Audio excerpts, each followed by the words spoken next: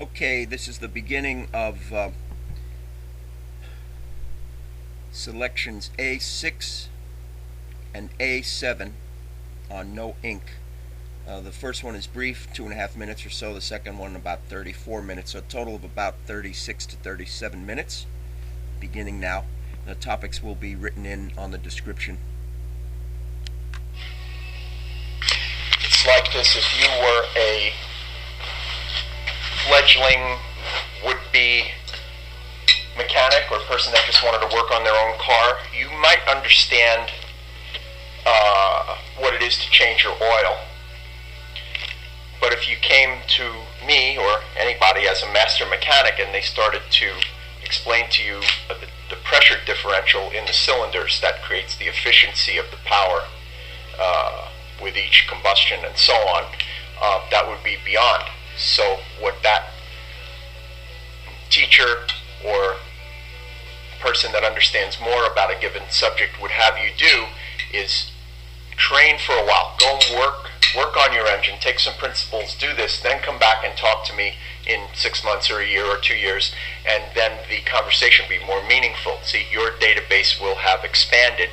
Your set of reference, right? Your reference for what you're talking about will have expanded. So when we talk about Buddhism or any true spiritual teaching, most human beings have little or no reference set for what's being talked about. They believe they do because they have concepts that they've heard since they were kids and so on, but they don't actually have the reference, they don't have the experiences for the very fact that they haven't done the training. So that's why. But it's good that you at least recognize that. Can a person in Western culture achieve any kind of mindfulness? Absolutely. No, accidentally. Without work. No. Unless you had a job, somebody in your type of job. No, like, I'm just wondering, what are the circumstances anywhere in the world by which people accidentally fall into that? Well, but you'd still see mindfulness by definition means you're consciously paying attention. So, if you had an uncluttered mind that... In simpler times, it was easier to have mindfulness. Yeah.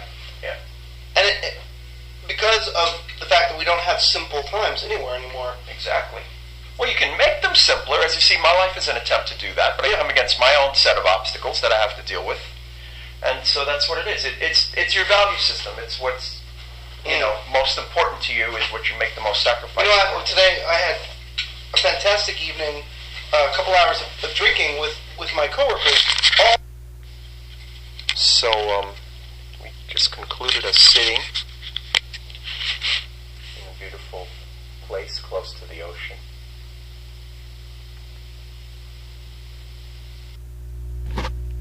Because once we enter the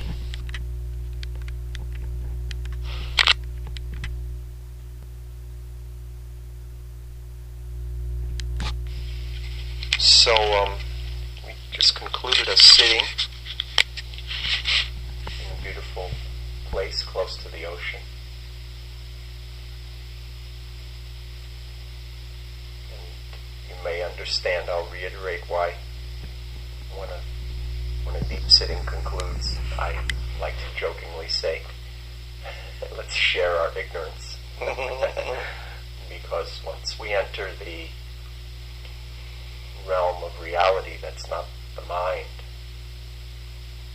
it's so vast and profound and silent. Its words are largely irrelevant. In words and language, the conceptual process is the root of man's false identity, the grid, the ego, the dualistic mind, all that, where all the trouble happens. So it's the root of the samsara. What nirvana really means, even etymologically, it means the blowing out or the cooling.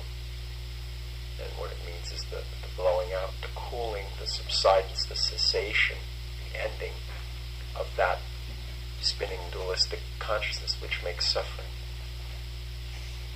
It's the same being, but in the case of the worldling or person that only knows samsara, there isn't the option for the other mode or for the machinery to be off.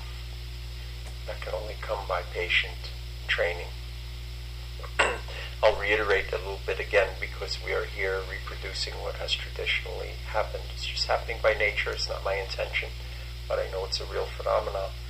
I was alluding to it at the end of the talk that we listened to. 4 steps that lead us from darkness to light, if you will, from samsara to nirvana, from suffering to peace, and so on. First is hearing. Some truth percolates. Then reflecting. The seeds are planted. If they fall on at least partially fertile soil, then the person will just naturally contemplate with and without thought, not so much even necessarily conceptually, or just some sense of its truth starts to work internally. And then the meditation comes. You'll understand the deep meaning of meditation, and you'll be practicing it independent of me or anyone else, and then from that will come the realization. So those 4 sort of basic steps, we can see that's how a human mind can traverse across the ocean of sorrow. Hearing, considering, / thinking, but really considering, maybe a better word, allowing the fermentation, and then meditating according to the understanding that's being inculcated or understood, and then the realization coming from that. So it's not an absolute, again, it's just a teaching, just a map, just a finger pointing at the moon, but it's helpful. It has some salient points that are good, it's accurate. It's part of the way we might describe the spiritual process, or I like the expression, the journey from darkness to light. There's an ancient little saying, it's kind of poetic if it's not a poem per se, and the ancient aspiring soul would say, Lord, talking to the absolute, which is really talking to the aspect of yourself that is the universe. But you can, make it dualistic if you want, but it isn't necessary. It depends on your own frame of mind. But if you're talking to God or that thing, Lord, lead me from the unreal to the real, from ignorance to knowledge, from death to immortality, from darkness to light. It's a journey that can happen right in the same spot. Doesn't need any geographical or physical movement. It's the journey of consciousness, and the mind understands to make that journey. As the understanding starts to dawn, there's a title of a book I loan to you that hopefully you would read. It's helpful. It's called A Gradual Awakening. So as those rays of light start to penetrate the fog of the dualistic mind, egoistic mind, self-image mind, as those rays come in, the mind starts to change and consider and establish little by little over time more of a priority for this. It becomes eventually the main value in the life, and that's when progress really gets made. The more we have devotion to God, or if you want to say the value becomes primary, that's when many helpful forces are awakened and we go further. And Jesus put it very colloquially, beautifully and correctly, as he did most things about spirituality. He said, seek the kingdom first. But nobody does that in the modern world. The minds are too stimulated. They don't seek it at all. And if at all, they give it lip service and put it on the back burner, number 50 on the list. So that's why they never get any result. It's put it first. That's what Jesus was trying to say in his way. So as you continue, it will be obvious. And we have motivation for the spiritual path and practice in 2 aspects, both negative and positive. Negative meaning we're fed up, we're disillusioned, we're jaded, we've tasted what the samsaric life or the dualistic mind or the image-making life has to offer, what we can call the world in quotations. And we don't mean the physical world. There's nothing wrong with the earth and the materials that make it up, but the consciousness of man that we call the world. So our negative motivation is that we would like to not be burdened by those things. We'd like to have freedom from those things. escape, if you want to use that word, but in a healthy sense, not in a rationalizing or not facing things. We'd like to not be bound by that. So it's the quest of a prisoner to get out. That's the negative motivation. And then as we practice little by little, we get these glimpses of the nectar, the beauty, the bliss, the peace, the profundity, the infinitely greater experience that comes, and we're pulled positively toward those qualities. So if you can understand, a man will find both of those in himself. The beginning part of the path will be more proportionately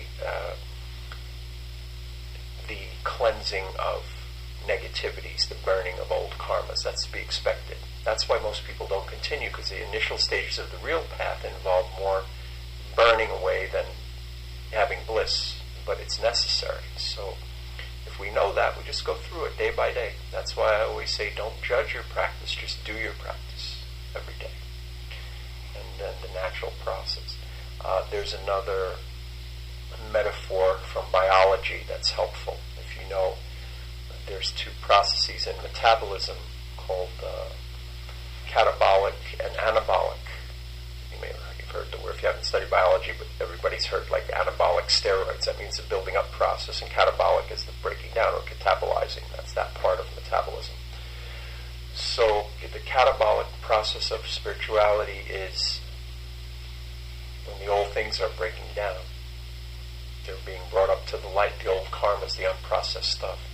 When that happens, real change can happen. In fact, that's the only way real change can happen. If they don't get burned by awareness and practice and intensity and devotion and consistency, they'll repeat forever. That's why, at least logically, it makes sense that there will be more lives, because the patterns won't change, they'll just repeat. And then the other aspect, the building up or anabolic process, is a metaphor for those things of the spirit, if you will, or the true nature, or the higher mind, or the non-dualistic mind, or the true self beyond the grid, all those ways we've talked about it. The qualities of that building up the realization of the things we talked about the other night and on the recording, the sat, the being, the knowing your true existence that isn't the mind, the chit, the consciousness of it, the knowledge of everything, but especially that main fact of existence, and then the bliss that is part of the nature of that, the peace, the shanti, the fullness, purna. So that's a little metaphor. So we have those negative and positive motivation for the spiritual path, and we have the catabolic and anabolic processes that happen, and this all is real, not contrived by man, not made up. If we do the work, we'll see these things. I'm just saying them in retrospect because I've experienced them, familiar with them. So it's a way to help a person like you who has a strong mind and good intellect. You can understand what's happening, because the path must be conscious. We must conduct ourselves along it enough so that the natural processes can then acquire some momentum. So it's almost like saying we need to learn to take a few sincere steps toward God so He can take 10 toward us, kind of thing. But if we don't take that first sincere step, He won't even bother with us. Say, why should I bother? If we want to use that cloud. So I'll conclude with that, and if you have any questions, please, let's use the little time that we have, and then we'll stop. And I want to be open to any questions if you have them.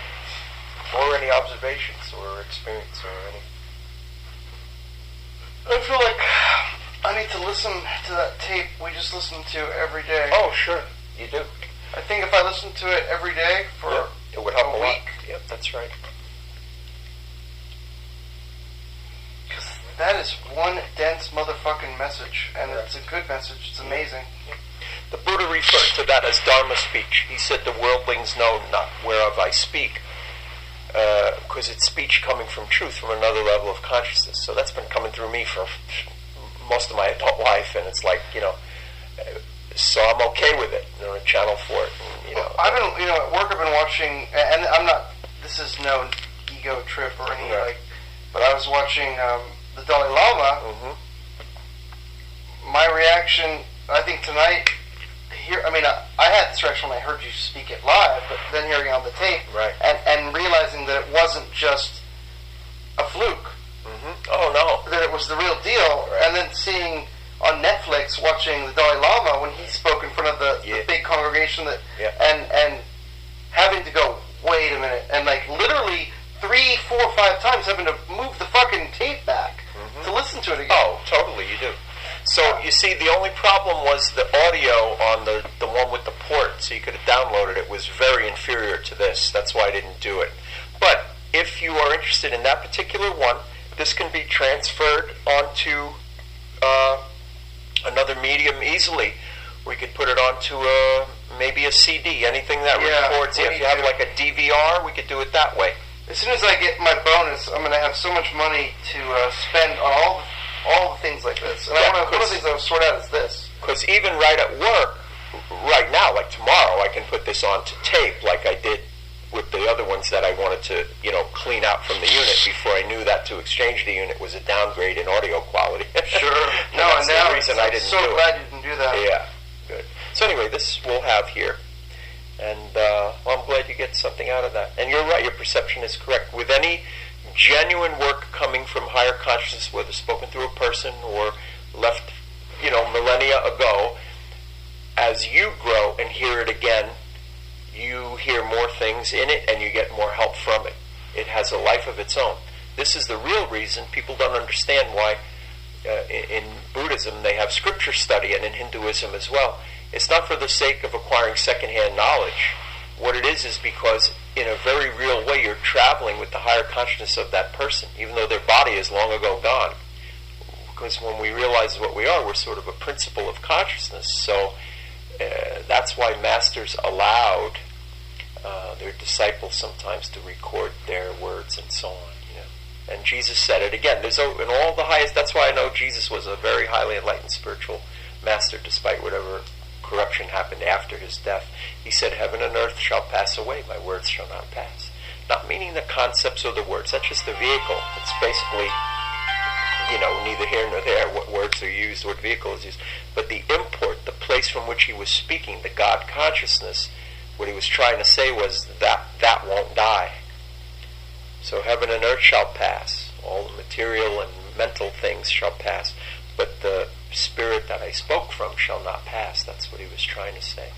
The Buddha said the same thing when he was dying. Grieve not, for what you see here, meaning the body, is going back to the elements. It was composite and now it will decompose. That's the nature of all things, of the elements. But whosoever now and in the distant future sees my true teaching, sees the Dharma, sees me. That's what he was saying, because that's what he became. So that's how it works. So part of the path, one point I wanted to mention, is one of the Buddha's exhortations. If you were going to become a Buddhist monk, it would have to be a vow, but that's not the case in your case or mine. Vows are good. I do believe that they can be useful. But the reason he has the one about no intoxicants, it was no moralistic reason at all. He just knew the clarity of mind that was necessary and the power of mind that was necessary, and he viewed intoxicants as hindrances to them. And I agree. I am of that opinion as well. And that would be the reason to be advised against them. No moral judgment whatsoever. And the same thing with overindulgence in sensuality. All the rules were from a mind who understood better than all the disciples that were going to be what was right for them in terms of being able to get enlightenment as quickly and deeply as possible. So that's why the rules were created. Then later, unenlightened disciples who are not the teacher, who don't have the true inspiration, then it breaks down into morality and egos and game playing in the Catholic Church and the Buddhist Church. Then it's all bullshit. But if you understand the import of the original morality in Sanskrit and in Buddhism, they use the word Shila. So the Buddhist path, it's really common to all paths. The Buddhists just have good ways of categorizing things. There are 3 aspects. It's called Shila, Samadhi, and Prajna. Shila means your basic discipline. You live an ordered life. Samadhi means you practice meditation and create a deep concentration and mindfulness, which they use the word samadhi, Sanskrit word. And then prajna means the wisdom or insight or realization that arises from living the first 2, having a disciplined life with meditation in it. And they also use the words phala imaga, that means path and fruit. So really fruit and path, but they like to put it sometimes reverse it. But Magga or Marga in Sanskrit, it means the path, the things you do in life to help enact your true realization, which is totally different from conceptually dicking around your whole life thinking about spiritual things. That's not a path. That's going to be the beginning, right? But it's not the path. The path is practicing, discipline, and doing. And then from that you get the fruit. So they call it path and fruit. And the fruit is sweet to the taste. And whereas the other side, Jesus put the other side, when you don't practice, you may have heard, sometimes the New Agers like to say it, the word sin was a term from archery, which meant missing the mark. Did you know that? No. Yeah. Yeah, it was rooted in some ancient language, and it came into French eventually. But I don't think it was through Latin, but it was something that went into French, but from some other source. You'd have to investigate it. But sin would mean to miss the mark. Like when you didn't hit the bullseye with your arrow, it was called a sin. And so metaphorically it means to not understand the truth, to miss the mark, intellectually, to not get it, or intuitively is a better word. So what was said was, the wages of sin is death. So you analyze that statement. The wages is what you get paid for what you do. And if what you do is miss the mark, in other words, if you don't understand the truth, what you get paid is death. In other words, if you fully are committed to thinking you're a body and ego mind, that's sin. That means you haven't understood. It's not moralistic. It's an actual description of the ignorance of a person, not knowing, not attaching the enlightened state. Judgment to it. Yeah, correct. And so the wages of sin is death. There's so many great things in Christianity when you really understand, when you have your own little bit of realization. And Jesus was way up there. But that's the irony. It's like, wow, people don't get it at all. He could take the highest concepts that I could break down and make more didactic, and he put them in this plain language. The wages of sin is death. What shall it profit a man if he gain the whole world but lose his soul? There was a man who learned of a pearl of great price, a very rich man who learned of a pearl of great price, and he sold everything for that one pearl. Remember that one? You may have heard that one, yeah. That's in the New Testament. There were parables that he told, and that meant when a person knows about the enlightened state, Satchidananda Shanti Purnam, to be able to have all that for real, then you would easily give up everything else. That's what he was saying. The rich man sold that. And put the kingdom first. Make that your only goal, and so on and so on. And the more you do that, I can verify, the more my experience has borne out, the more dedicated you are to that, the more it comes to you, the more you are rewarded, if you will. But you're not doing it for that. You just know that that's the right thing to do. Anyway, that's my view on it, but it's also a view shared by probably every great teacher in every tradition, that there has to be a devotional aspect to it. Have you seen any change in me since, like now, compared to when we first started? Well, we don't have that much data to go on. It's not that long. Well, But I guess I don't want to. what I like is that you've... Well, go ahead. You want to finish your... Well, I feel like there's progress. I just don't know. Well, what's nice is you've kept your consistency on a consistency scale. You're way ahead of the average Orange County New Ager, who would, as soon as some real... Here's the thing. Yeah, that's not. But as soon as some real work was involved, they're usually out the door. And I don't cater, because I'm not Deepak Chopra or Wayne Dyer. I don't want you to read my book. I want you to work. Yeah. You follow? Because it's the real... You don't want to fucking do a mockery of your practice with something. Right, yeah, because it's not about mass producing it and making money, which in the case of those guys it is. So, I'm not even judging them. Right? It's good that they at least spread it to some people that would maybe never have heard I always teaching, like so to that's believe fun. that it was other people that saw that they could make money, and then before they knew it, they got so locked into that role, they kind of got fucked. Well, I met both of them very briefly, and they're still very much egos, but they do have aspects of good. Their heart chakras are open to a certain degree. Did they truly recognize you as a person? Well, I didn't really spend enough time with them to do that. It wasn't my interest. I was just one in a crowd, and then I went up and said hello after a lecture, so I didn't really care. But yeah, so but that doesn't matter really what anybody else is doing. It matters only what you're doing. Very good. Well, to complete that answer, yeah, you've shown at least commitment to go this far and to give the attention span to it. I believe that it is truly a real aspect of your value system, because you're growing. You're growing out of the old into the new. So the old doesn't drop off in a day.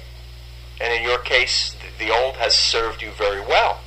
You wouldn't be in a position to be like more of a sort of renunciant of everything like I am, because you've created a much better, if you will, success level, at least by the worldly standards.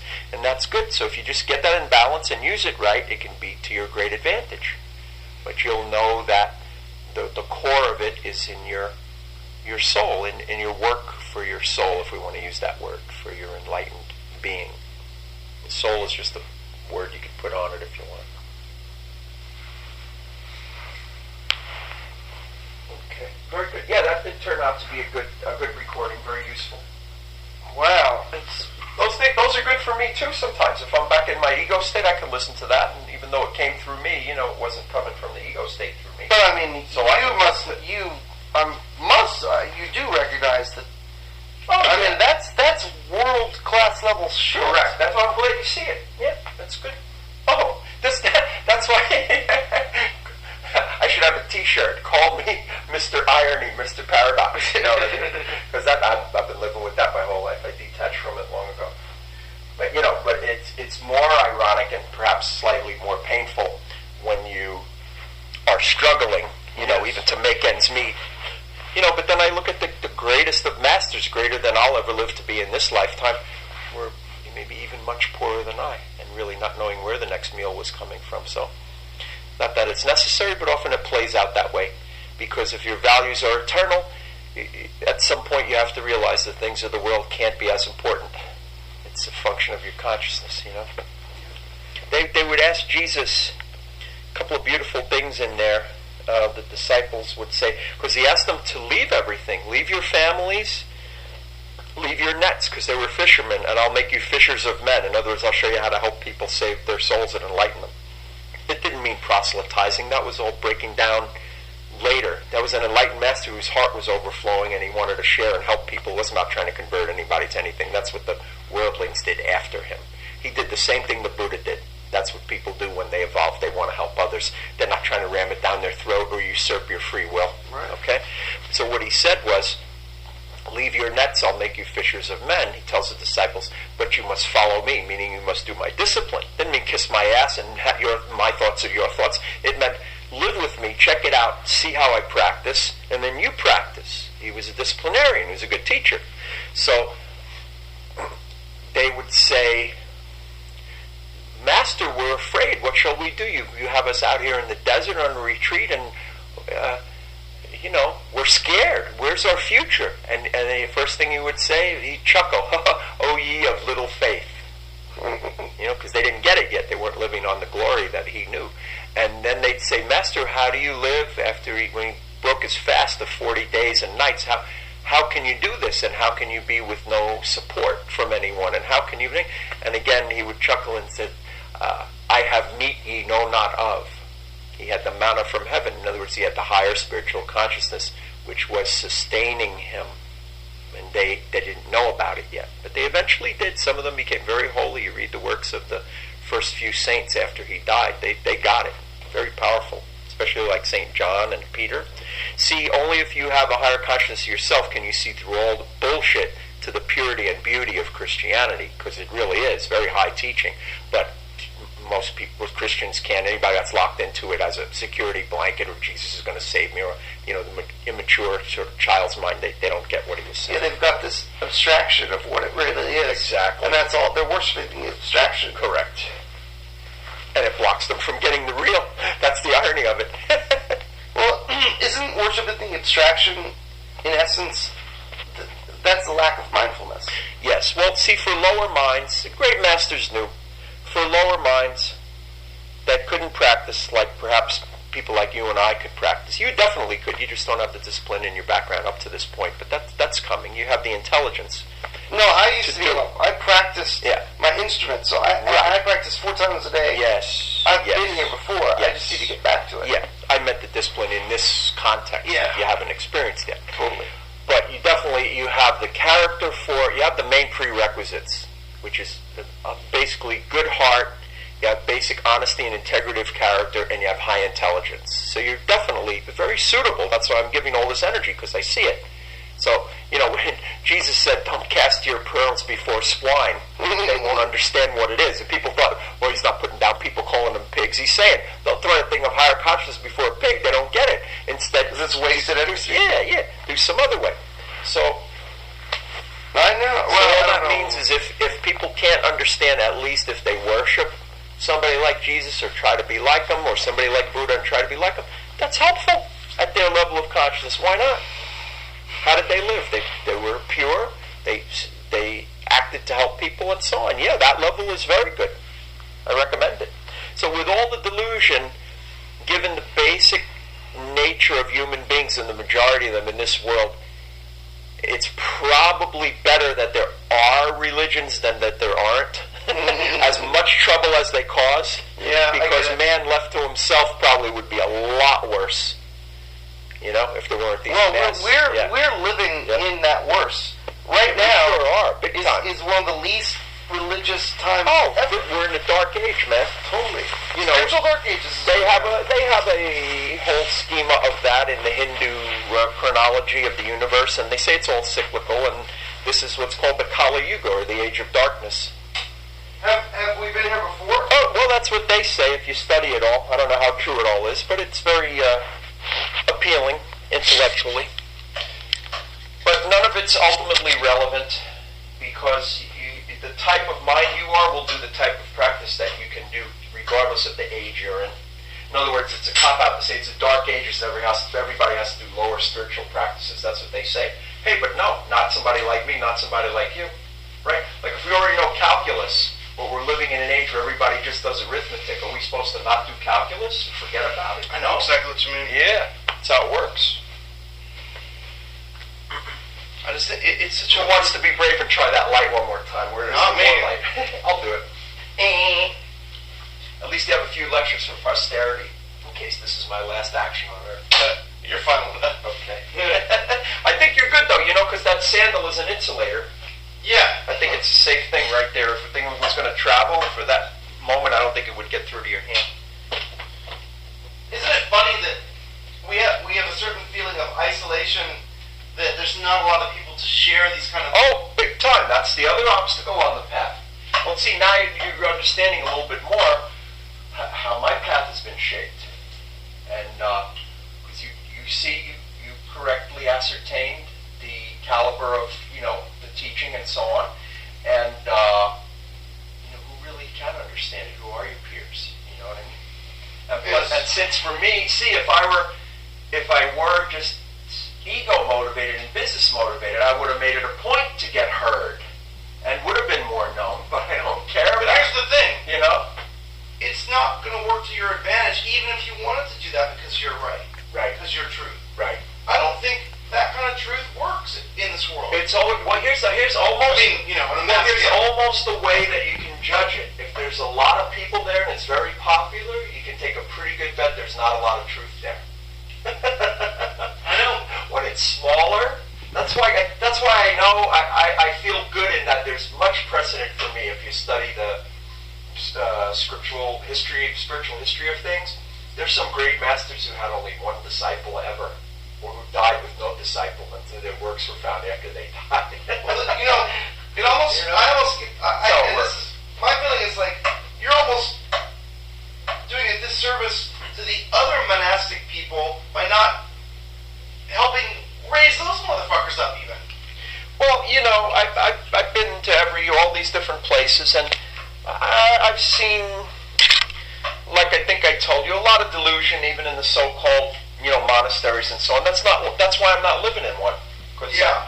And plus I'm still my own. I want to be like, you're beyond it. Well, the ego part of myself that's still there, that I'm not ready to give up yet, because I'm certainly nowhere near fully enlightened. It's like, I'm comfortable, but then I want to keep it.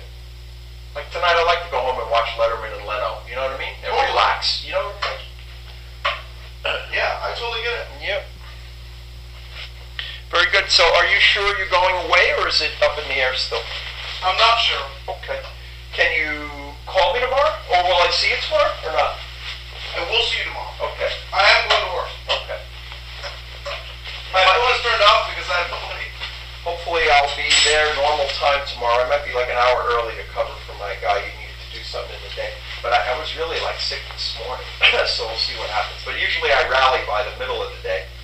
I don't know what's going on physiologically, but I'm going to just apply my mind to it more. And I'll fight that dependency on taking a blood pressure pill or something forever. Unless and until I can't beat it. That's what I'll do. Because I just feel better that way, because I have more energy. Any substance like that dulls my sensitivity to the higher vibrations that I want. Even if it's a medicine to help me physically, it dulls the ability I can have to feel it and to teach it. So that's the reason I don't want to do it. Yeah? Yeah. So it remains to be seen. The jury's out, because I may have more success than I think. I do believe there are miraculous and spiritual healings of everything. The logic being, if we use the Christian anthropomorphic language, if God made something, He can fix it, He can heal it. So if you apply that to every level of our physiology, it may or may not be true.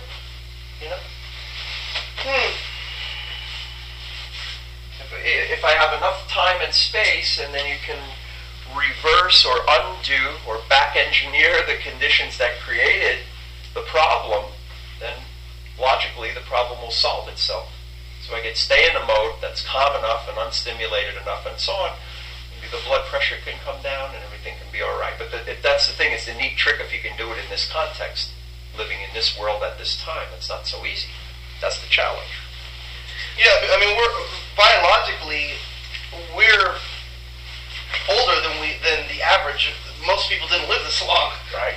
So we're... Right, that's right. We confront problems that they didn't, that used to kill them. From a biological perspective, we're already pushing the envelope. Yep. Yeah, man. So you going in for a regular work day tomorrow? Yeah. Or is it kind of half-assed day because it's right before? Might have to change the battery on this. So anyway.